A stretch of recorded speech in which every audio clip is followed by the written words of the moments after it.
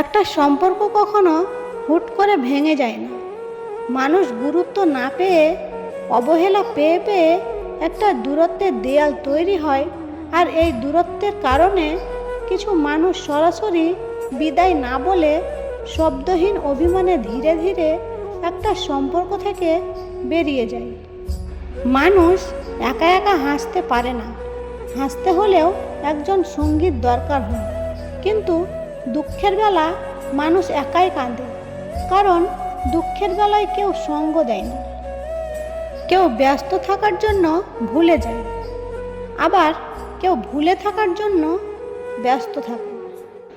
সম্পর্ক ভুলে যাওয়া সহজ, তবে সম্পর্কের মাঝে রেখে যাওয়া স্মৃতিগুলো ভুলে যাওয়া কঠিন। যখন ভাগ্য এবং পরিস্থিতি দুটোই খারাপ হয়, তখন অনেক কিছু শুনতে হয় এবং সহ্যও করতে হয়। মন খুলে কথা বলার জন্য এত এত মানুষের ভিড়ের মাঝে যাকে তুমি বেছে নেবে, দিন শেষে সেই মানুষটাই হবে তোমার মন খারাপের কারণ।